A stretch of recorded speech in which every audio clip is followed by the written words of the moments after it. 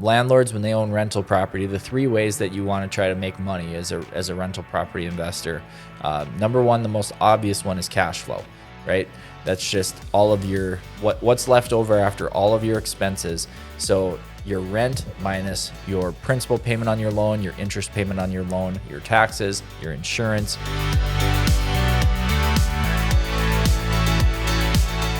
And we are back on the Friday edition of the Berkshire Hathaway podcast. And joining me once again is John Brodeen. Welcome. Happy Friday. Hey, happy Friday. Yes. Oh, my God. The week flew by so fast. Yeah. I know you got a lot of we were talking just a little bit before here. I know it sounds like you got a big weekend ahead of you here. Yeah. Going to go watch some of my teammates compete the MMA fights on Saturday. So that'll be fun. Hopefully baby doesn't come too soon so we can still go to that, because my wife's right around the corner. Yeah, she's 36 weeks pregnant this week. So early congratulations, by the way. Gotta give you the baby will probably be born by the next time I'm here in the studio. So we'll see. It seems like baby's gonna come early. So exciting things ahead. I know also this weekend F1's coming back after its big fall break. So where's that one at? It's coming back to the United States, Circuit of the Americas in Austin. Mm-hmm. Okay. That's awesome. Yeah, so I'm super stoked for that. I'll be watching that on Sunday. That chase for that is heating up too. It sounds like Verstappen actually has a challenge this year with Lando Norris right on his tail. So did you hear about how who was it? Danny Ricciardo, because he did well in the one race that even if Lando won every single race for the rest of the season, and if Verstappen got second, Verstappen would still get the number one individual trophy. And it was because Danny Ricciardo did well in that. I think it sounded like he got the fastest lap on his last lap of the race. Got a point. He got a point for that, or however many points you get for that. And now that screwed up the points enough where, if Verstappen got second and if Lando got first in every single race for the rest of the season, Lando still wouldn't win the individual. What a bittersweet way for Ricciardo to go out, because it was his last race. He got replaced by Liam Lawson because another story for a whole nother day. Yeah. Hey, maybe potential F1 podcast down the line. There you go. But the other big news going on here too is just we're just talking a little bit earlier too. All kinds of sneaky ways landlords can be having alternate options to build their wealth. Yeah. So everybody knows that landlords, when they own rental property, the three ways that you want to try to make money as a rental property investor. Number one, the most obvious one is cash flow, right?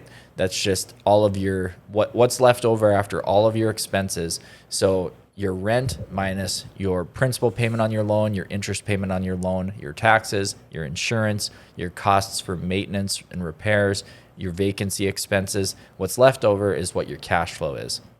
And this might even be, sometimes this isn't that much depending on how much maintenance and repairs are and how interest rates are currently. Then the other way that landlords make money is through appreciation. Their property goes up in value over time, especially when you buy and hold for a long time. You get the benefit of appreciation. The longer you hold on to it, the more appreciation that you get. The third kind of sneaky way that people don't really notice that landlords make money is with loan paydown. And this is kind of one of it's probably the most or second most important in my mind. So that's a whole new term for me. You got my interest peaked here. So when you get a mortgage or a loan on a property, in those first years, your payment consists mostly of interest. Your interest portion of the payment is much higher than your principal portion. But this slowly changes as you get further into the loan, where your principal payment gets larger and larger and your interest payment gets smaller and smaller. So let's say your property is cash flowing only $200 a month, but you're on year 5 of your loan. So you're paying $700 down towards your principal each month. So just because that money's not hitting your bank account, your loan amount is just getting smaller, but you're really profiting like $900 per month off of that rental, even though you're only seeing $200. It's a great tool for building wealth, because when you're talking about building wealth over the long term, it's really not cash flow that builds wealth. Of course, rents go up as time goes on, so your cash flow should grow as time goes on as well. But if rents never grew, and even if after repairs and maintenance and vacancy and your payment, you were just breaking even, you weren't making a single dollar in cash flow, you're paying off part of that loan every single month, which is going to add up over time, especially because you don't pay that close of attention to it. And it, 8 years down the road, poof, you've paid off $50,000 of your loan and you've made $50,000 in equity, and you haven't touched it probably because it's been something that's happening behind the scenes. Appreciation is similar too, where you're not as up to date on that. You're not tracking your property's value every day or every month. But as time goes on, your property does go up in value, and that's another way that you build wealth because, when you count rental properties towards your net worth, you're looking at the equity that you have, and that equity is growing each month, not through cash flow, but your equity is growing through appreciation and loan pay down. I know maybe it kind of goes into effect with what we were talking about on Wednesday, doing updates to your home. I mean, maybe, well, aside, you were saying maybe you don't want to do it for something. Maybe you just want to do it as like just like your project for the year, and that helps build up the value of your home, doing renovations and updates, the little things and the big things. Yep, that's 100%. I take that philosophy for sure with rental properties. My mindset there is when I invest money into the rental properties to make them nicer and more low maintenance, it's something where you're going to recoup some of your costs, because your rents will go up a little bit. Your tenants are going to stay longer because they're living in a nicer house, and your property does go up in value from it. And when you replace things and you get new things, you're going to have lower maintenance and repairs costs because those things are going to hold up well, and you're not going to be constantly needing to make repairs the more things on the house that are newer.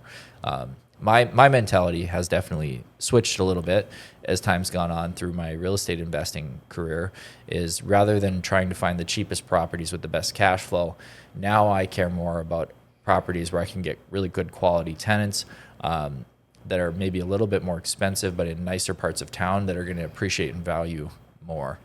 Sometimes those really cheap properties that cash flow well, they have high repairs and maintenance expenses. I was just going to say maybe they have like older parts or older appliances, older sinks or water heaters that may be prone to being in tune for an update. And then you don't have as happy a tenants who don't stay as long, so you have more frequent turnovers, more vacancy expense. You're spending more to maintain and repair these properties. And if they're really junky and less desirable neighborhoods, they're not going up in value quite as fast or as substantially as maybe a more expensive property in a nicer neighborhood that just doesn't cash flow as much when you take the rent minus the payment. But it's when you think about spending less on maintenance and repairs, maybe it's cash flowing almost as good as that really cheap property. So what I've found as I've been in this, I think I bought my first rental property about 8 years ago. And I bought like $100,000 house that wasn't bad, but it was I think it was almost 100 years old, and it was very small, and it was a unique home. So it fit a very specific type of person that wanted it because it had a very big garage. It was a really tiny house. Problem is, whenever somebody would move out, it was hard to get it rented until I found that perfect person again. Gotta find that person that loves to. I have a neighbor. They have like 5 or 6 vehicles, and for them, that sounds like that garage would be ideal. That would have been the type of tenant that would have loved my place. But the problem is, it's just more rare. So even though the cash flow on it was great, some of my profits would get eaten up by vacancy expenses, where I have to sit on it empty for 3 months and keep making the payment on it. And that's just so.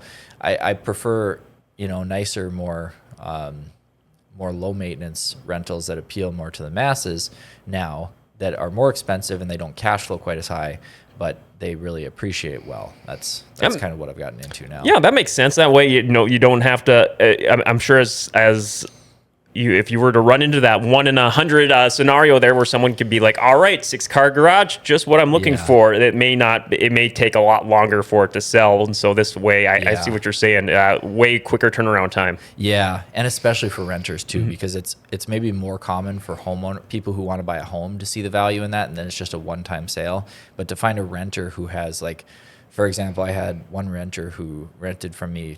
He rented from me. He moved out because he moved out of town. He came back to town, and then he rented from me again. He had a whole bunch of collector cars, so it was perfect for him. But yeah, it's the more. So I've kind of learned my lesson there. Not that it was a bad property or something, but it was more hassle and more hassle than the stuff I've got now. But for that short time, he was probably like, "You're my guy." Yeah, exactly.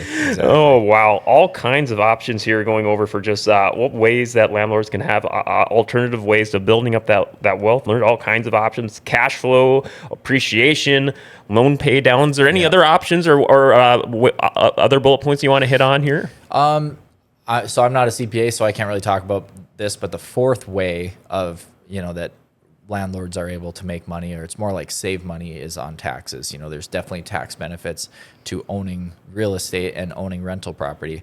That's something that my CPA handles for me, and I don't know all the different details of it.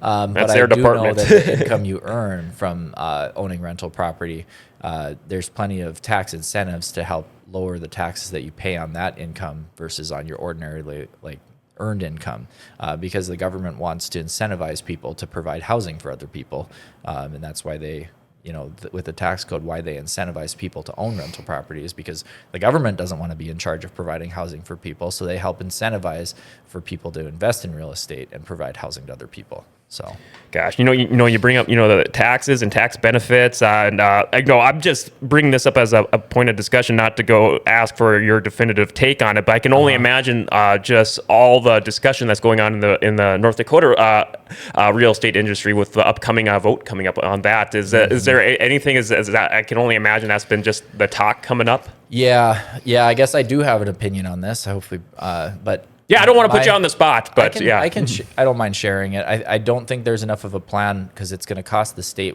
$1.5 trillion, or not trillion, sorry, $1.5 billion per year, to do that if Measure 4 passes. And there's really not much of a plan on where they're going to either increase taxes to make up for that, or where they're going to cut expenses to cut away from that. I think if they cut spending on a state level, it would disproportionately hurt Grand Forks, especially because we're so reliant. Our economy is really based around the university here. I don't like the idea of us having to go begging for money from the state when our needs change and we need more money, or they'd have to tax us some other way. It's a lot of money to make up for. I'm totally in favor of property tax reform. I'm not sure if this particular bill is the best one, and it scares me a little bit that it's an amendment to the state constitution, where that's really hard to undo. Maybe some potential revisions may be in order, then or possibly a new way of going about it. Yeah, I would be more in favor of something that where primary residence people don't pay property taxes on their primary residence, but you still pay taxes on your investment property and commercial property. I think that might be a more fair way to do it, and then you really bring that tax relief on the people who need it more, personally. But it's complicated. I've heard compelling arguments on both sides. Yeah, same here. My stance on it. And two, it sounds like if this does go through, I think we would be the first state to do something this big. Yeah. I think it just. I heard someone say it's taking a sledgehammer to something that really needs a scalpel. I love that analogy, actually. That's huge. I guess, we'll see how things pan out a few weeks from here. It's going to be a big shakeup if things go through, or which way they pan out, or just, like you said, possible different ways of going about it down the line. Yeah, if it does pass, the lawmakers in Bismarck will have their hands full trying to figure out how to come up with that money, because it's a huge amount of money, and there's not a plan of how to come up with it. And with whatever happens, that, it'll be interesting to see. I am in favor of property tax reform, though, 100%. I think there's just probably a better way to do it out there. So, well, that'll be a few weeks down the line, but until then, big weekend ahead. Looking forward to the weekend and those fights. Maybe I'll see you there. Yeah, I'm shooting to make it out there, and I am stoked. Great to see fights back in Grand Forks here. Root on some of our Grand Forks people. 1,000%. John, what's the best way for people to reach out and contact you if they have any more questions on everything we covered today? Yeah, 701-213-5428. All right. Well, that will conclude your Friday edition of the Berkshire Hathaway podcast. Many thanks again to John Brodeen for joining us today, and many thanks to producer Paul in the booth. We will be back next week for your next Berkshire Hathaway podcast this coming Wednesday morning at 10 o'clock. Until then, have a great weekend, everybody.